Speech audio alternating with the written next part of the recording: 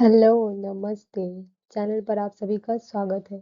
तो आज हम बात करेंगे कोड 102 की, ठीक है?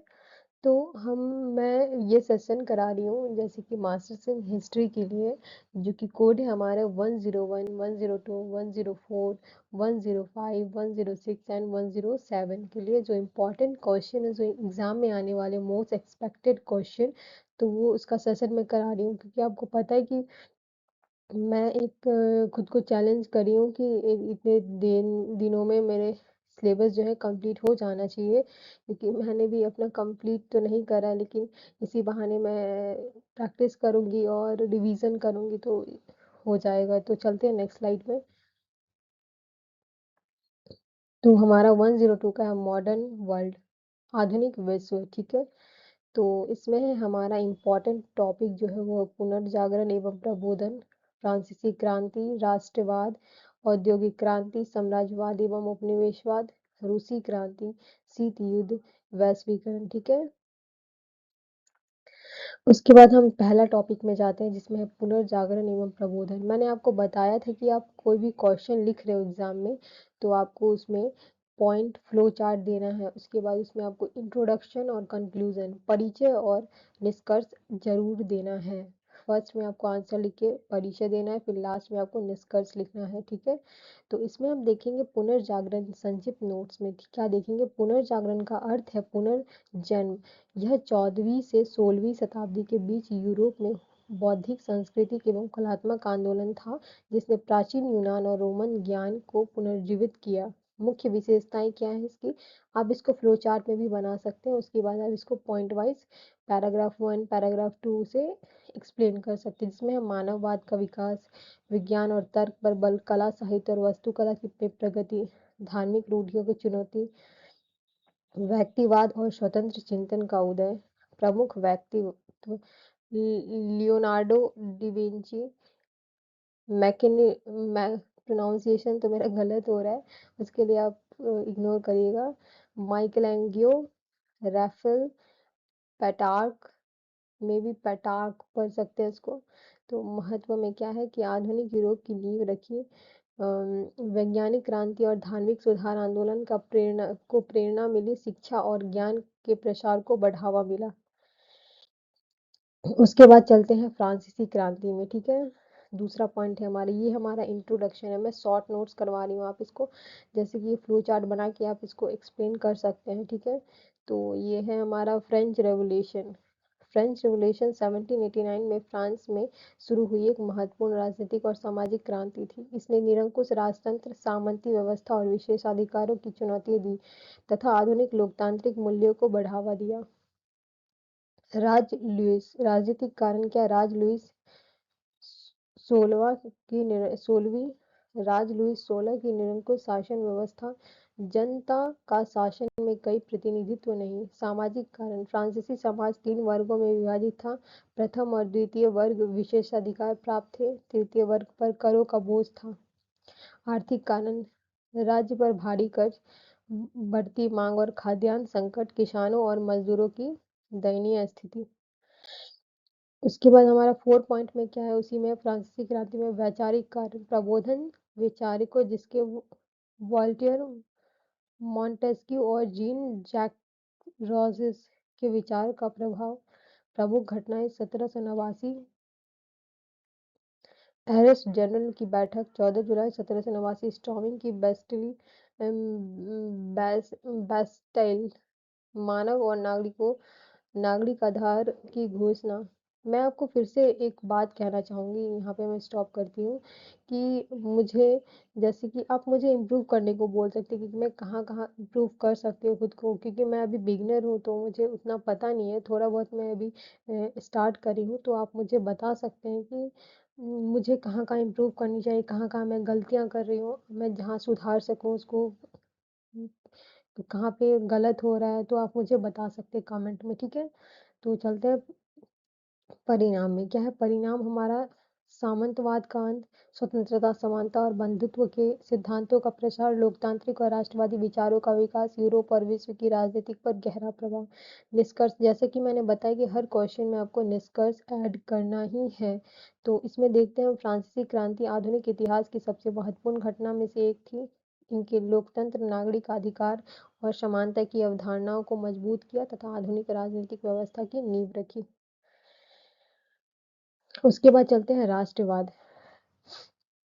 जिसमें इंट्रोडक्शन में है क्या कि राष्ट्रवाद एक राजनीतिक एवं वैचारिक अवधारणा है जिसके अनुसार एक समान इतिहास, संस्कृति, भाषा, परंपराओं और साझा हितों वाले लोगों को एक राष्ट्र के रूप में संगठित होना चाहिए। राष्ट्रवाद आधुनिक युग की एक महत्वपूर्ण विचारधारा है जिसने विश्व राजनीति को गहराई से प्रभावित किया है। राष्ट्रवाद की प्रमुख विशेषताएं: राष्ट्रवाद के प्रति निष्ठा और समर्पण, साझा इतिहास, संस्कृति और पहचान पर बल, राष्ट्रीय एकता और अखंडता का समर्थन, आत्मनिर्णय के अधिकार की मांग, विदेशी शासन और उपनिवेशवाद का विरोध। राष्ट्रवाद के उदय के कारण: फ्रेंच रिवॉल्यूशन का प्रभाव, औद्योगिक क्रांति और संचार साधनों के विकास, शिक्षा और मॉडर्न संस्कृति पर प्रसार, विदेशी शासन और विरुद्ध संघर्ष, सांस्कृतिक पुनर्जागरण और राष्ट्र चेतना का विकास। आगे देखेंगे राष्ट्रवाद का प्रभाव, जिसमें है हमारा राष्ट्रीय राज्यों का निर्माण, स्वतंत्रता आंदोलन का प्रोत्साहन, लोकतांत्रिक और नागरिक अधिकारों का विकास, औपनिवेशवाद उपनिवेशवाद विरुद्ध संघर्ष को बल मिला। भारत में राष्ट्रवाद, भारतीय राष्ट्रवाद का विकास ब्रिटिश औपनिवेशिक शासन के विरुद्ध संघर्ष के दौरान हुआ। इंडियन नेशनल कांग्रेस ने राष्ट्रीय आंदोलन को संगठित करने में महत्वपूर्ण भूमिका निभाई। निष्कर्ष, राष्ट्रवाद ने आधुनिक विश्व में राष्ट्रीय राज्यों के निर्माण, स्वतंत्रता आंदोलन और लोकतांत्रिक मूल्यों का विकास में महत्वपूर्ण योगदान दिया।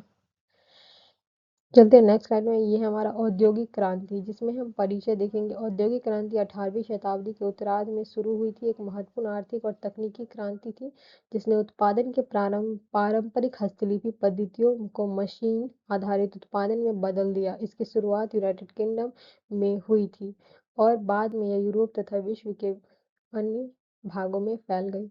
औद्योगिक क्रांति के प्रमुख कारण, इसको भी आप फ्लो चार्ट में बना सकते हैं और इसके बाद एक वन बाय वन इसको एक्सप्लेन कर सकते हैं।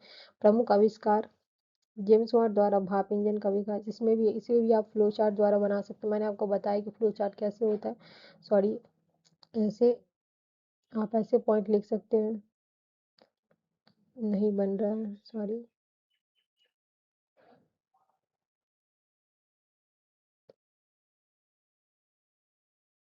पॉइंट को आप ऐसे एक्सप्लेन कर सकते हैं, ठीक है। ये फ्लो चार्ट आप बना के, जिससे आपका पेज भी फिल होगा और आपको अच्छे मार्क्स भी मिलेंगे। औद्योगिक क्रांति के प्रभाव, आर्थिक प्रभाव देखेंगे। ये आर्थिक प्रभाव, जिसमें उत्पादन की अभूतपूर्व वृद्धि, कारखाना प्रणाली का विकास, व्यापार और उद्योग का विस्तार। सामाजिक प्रभाव, शहरीकरण में वृद्धि, श्रमिक वर्ग का उदय, कामगारों की कठिन परिस्थितियों और श्रमिक आंदोलन का विकास। राजनीतिक प्रभाव, पूंजीवाद का विस्तार, श्रम अधिकारों और सामाजिक सुधार की मांग। महत्व में हम देखेंगे कि आधुनिक औद्योगिक समाज की नींव रखी, विश्व अर्थव्यवस्था के व्यापार में क्रांतिकारी परिवर्तन आया, विज्ञान और तकनीकी का विकास को गति मिली। निष्कर्ष में हम देखेंगे औद्योगिक क्रांति ने मानव जीवन, अर्थव्यवस्था और समाज को गहराई से प्रभावित किया तथा आधुनिक औद्योगिक युग की शुरुआत करी। उसके बाद हम देखेंगे साम्राज्यवाद एवं उपनिवेशवाद, जिसमें परिचय में हम साम्राज्यवाद, उपनिवेशवाद देख सकते हैं। उसके बाद साम्राज्यवाद के प्रमुख कारण, उपनिवेशवाद के विशेषताएं, ठीक है। जिसमें उपनिवेशवाद की विशेषताएं: विदेशी शासन की स्थापना, स्थानीय संसाधनों का शोषण, प्रशासनिक एवं और आर्थिक नियंत्रण, स्थानीय संस्कृति और परंपराओं का पर प्रभाव, उपनिवेशित क्षेत्रों को मातृ देश के हितों के अनुसार संचालित करना। प्रमुख साम्राज्यवादी शक्तियां, उसके बाद प्रभाव है सकारात्मक प्रभाव, नकारात्मक प्रभाव। भारत में उपनिवेशवाद। निष्कर्ष, ठीक है, आप देख सकते हैं, इसको पॉज करके भी पढ़ सकते हैं। रूसी क्रांति से परिचय में क्या है कि रशियन रेवोल्यूशन 1917 में शुरू हुई एक महत्वपूर्ण राजनीतिक क्रांति थी जिसने राजशाही का अंत कर साम्राज्यवाद शासन की स्थापना करी। यह विश्व इतिहास की सबसे प्रभावशाली घटना में से एक मानी जाती है। रूसी क्रांति के कारण आप इसको फ्लो चार्ट में बना सकते हैं। राजनीतिक कारण, सामाजिक कारण, आर्थिक कारण, प्रथम विश्व युद्ध का प्रभाव, उसके बाद इसके इसके जो पॉइंट है उसको भी पॉइंट में लिख के आप फर्दर उसको एक्सप्लेन कर सकते हैं, जिसमें है प्रमुख घटनाएं, परिणाम, महत्व, निष्कर्ष। रूसी क्रांति ने रूस की राजनीतिक, सामाजिक और आर्थिक संरचना को पूरी तरह बदल दिया तथा 20वीं शताब्दी के विश्व राजनीति को नई दिशा प्रदान करी। शीत युद्ध। शीत युद्ध में हम देखेंगे परिचय में शीत युद्ध द्वितीय विश्व युद्ध के बाद यूनाइटेड स्टेट और सोवियत यूनियन के बीच राजनीतिक, वैचारिक, आर्थिक और सैन्य प्रतिस्पर्धा का दौर था। इस शीत युद्ध कहा गया क्योंकि दोनों महाशक्तियों के बीच प्रत्यक्ष युद्ध नहीं था। शीत युद्ध के कारण, प्रमुख घटनाएं, शीत युद्ध की विशेषताएं आप देख सकते हैं। नेक्स्ट चलते हैं प्रमुख सैन्य गुट, नाटो, वार्शो, शीत युद्ध का अंत, प्रभाव। निष्कर्ष में हम देखेंगे कि शीत युद्ध 20वीं शताब्दी की सबसे महत्वपूर्ण अंतर्राष्ट्रीय घटनाओं में से एक था जिसने वैश्विक राजनीतिक, सुरक्षा और कूटनीति को गहराई से प्रभावित किया। आगे देखेंगे वैश्वीकरण।